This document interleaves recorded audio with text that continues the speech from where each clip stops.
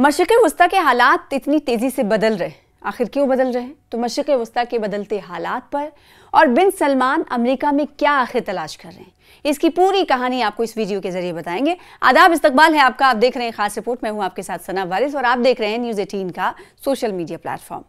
शहजादा बिन सलमान का 5 साल बाद अमेरिका का सफर और ट्रंप से मुलाकात ईरान और खित्ते के लिए एक अहम मसला है। दोनों फरीक एक दूसरे से ज्यादा तवक्कात रखते हैं, जिन्हें पूरा करना हर एक के लिए निहायत ही मुश्किल है। ट्रंप की तरजीह यह है कि सऊदी अरब अमेरिका में सरमायाकारी करे।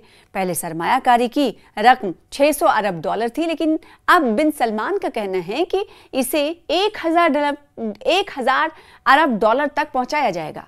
हालांकि हकीकत यह है कि ट्रंप के इलाकाई दौरे के पहले 6 महीने में सऊदी अरब के वादों का बहुत कम हिस्सा पूरा हुआ है। ट्रंप की दूसरी तरजीह सऊदी अरब और इसराइल के दरमियान ताल्लुकात कायम कराना है। बिन सलमान पर इसका शदीद दबाव है और उन्होंने इस दबाव को कम करने के लिए 2 रियासती हल के दावे का सहारा लिया है। ताहम ये वाज़ेह नहीं है कि पसपर्दा क्या चल रहा है, लिहाजा सऊदी हुक्काम के बयानात पर भरोसा नहीं करना चाहिए और ये इम्कान बहुत ज़्यादा है कि इसराइल के साथ ताल्लुकात मामूल पर लाने का अमल इस वक्त भी जारी हो। ट्रंप की तीसरी ख्वाहिश और तरजीह तेल का मामला है और वो चाहते हैं कि तेल की कीमत कम तरीन सतह पर कायम रहे और इसके लिए सऊदी अरब की बराह रास्त मदद दरकार है। इसके बरक्स बिन सलमान भी 2 अहम मकासद की तकमील की राह तलाश रहे हैं। उनकी तरजीह नाटो के मॉडल पर अमेरिका के साथ दिफाई मुआहदा है। ये सऊदी अरब की पुरानी ख्वाहिश है जो बाइडन के दौर में नुमाया तौर पर नजर आई। 7 अक्टूबर के वाक़यात की वजह से ये पूरा अमल ही मुअख्खर हो गया और खित्ते में नेटो और अमेरिका की मौजूदगी मुश्किल नजर आने लगी थी। F-35 की दरख्वास्त भी इसी दिफाई फ्रेमवर्क के तहत है। अलबत्ता हम जानते हैं कि अमेरिका कभी भी इसराइल की सलामती को किसी दूसरे फरीक के लिए कुर्बान नहीं करेगा। लिहाजा उसने सऊदी अरब को जंगी तैयारे फरोख्त करने का वादा तो किया, लेकिन ट्रंप ने बिन सलमान ने जिन साजो सामान का वादा ट्रंप ने जिस किया था वो कम से कम अगले 5 बरसों में सऊदी अरब को मिलेंगे और उस वक्त तक इसराइल के पास उससे बेहतर टेक्नोलॉजी वाली चीज़ें पहुंचा दी जाएंगी ताकि उसे किसी किस्म की तशवीश ना हो। अलबत्ता हमें यह समझना चाहिए कि बिन सलमान को मौजूदा सूरत हाल में अपने वालिद से खुद तक इक़्तिदार की मुंतकली के मौके पर अपनी हुकूमत की सलामती और इस्तेहकाम को यकीनी बनाने की ज़रूरत है और उनकी नज़र में ये काम सिर्फ अमेरिका के ताउन और उसकी मदद से ही मुमकिन होगा। दरहकीकत बिन सलमान का ख्याल है कि सऊदी अरब का बादशाह बनने के लिए इन्हें ट्रंप जैसे शख्स की ज़रूरत है जो 100% उनका हामी हो। सऊदी अरब का दूसरा मसला अमेरिका के साथ माशी और तरक्याती ताउन है। बिन सलमान का विजन 2030 तक फिलहाल ठहरा हुआ है। बिन सलमान को अपने मुल्क को आगे बढ़ाने के लिए बैरूनी अवामिल को फाल करना पड़ रहा है और बुलंद परवाज़ों ने मुज़ाहिका खेज सूरत हाल इख्तियार कर ली है, जिसका सिर्फ एक छोटा सा हिस्सा ही तामीर हुआ है।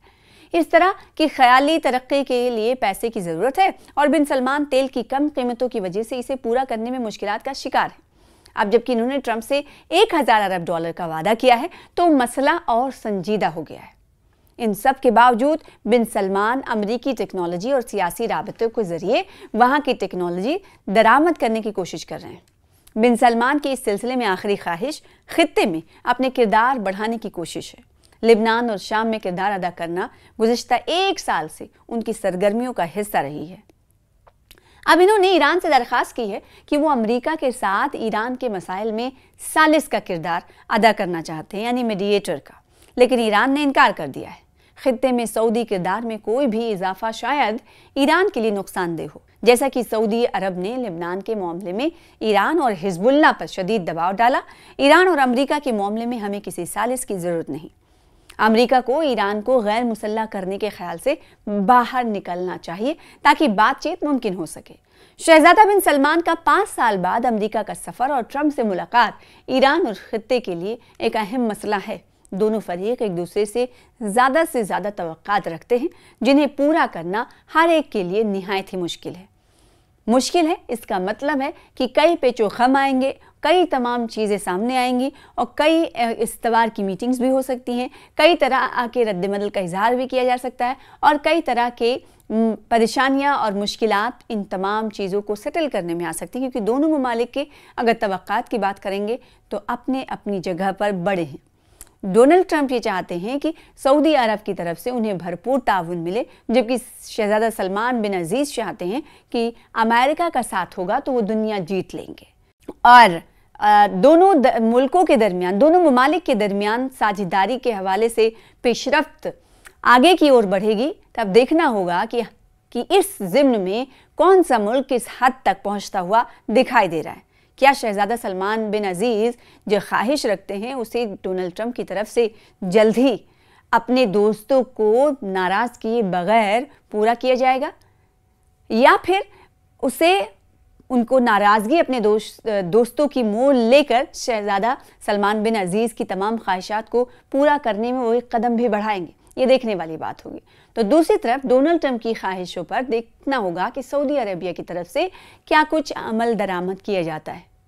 लेकिन बहरहाल ये है कि मशरिक़ वस्ता में इस वक्त हालात जो हैं बहुत जल्दबाजी में बढ़ते हुए दिखाई दे रहे हैं और इसीलिए अलग अलग ममालिक की नज़र इस वक्त मशरिक़ वस्ता पर है कि किस तरह से वहाँ पर इस वक्त पेशरफ्त होती हुई दिखाई दे रही है, किन किन ममालिक से साझेदारी बढ़ रही है और किन ममालिक से इस वक्त टेंशन की राह के इख्तियार होने की पेशरफ्त या फिर ये कहें कि कदम की शुरुआत होती हुई दिखाई दे रही है। तो ये किस मुल्क के लिए बेहतर अच्छा होगा और किस मुल्क बेहतर होगा और किस मुल्क के लिए नुकसानदेह साबित होगा, ये आने वाला वक्त ही बताएगा। लेकिन इतना तो तय है कि मशरिक़ वस्ता पर इस वक्त नज़र है सभी ममालिक की, लेकिन जो पेशरफ्त हो रही, जो घटनाक्रम तेज़ी से बदल रहे हैं, वो किस ओर जाकर रुकेंगे, ये देखने वाली बात होगी। You know, I feel painful about, families of 9/11 in America, but, we have to focus on reality. Reality based on CIA documents and based on a lot of documents that Osama bin Laden, he used Saudi people in that event for one main purpose, is to destroy this relation, to destroy the American-Saudi relation. About the journalists, it's really painful to hear anyone that been losing his life for no real purpose or not in a legal way, and it's been painful for us in Saudi Arabia. We've did all the right steps of investigation, etc. in Saudi Arabia, and we've improved our system to be sure that nothing happened like that, and it's painful and it's a huge mistake.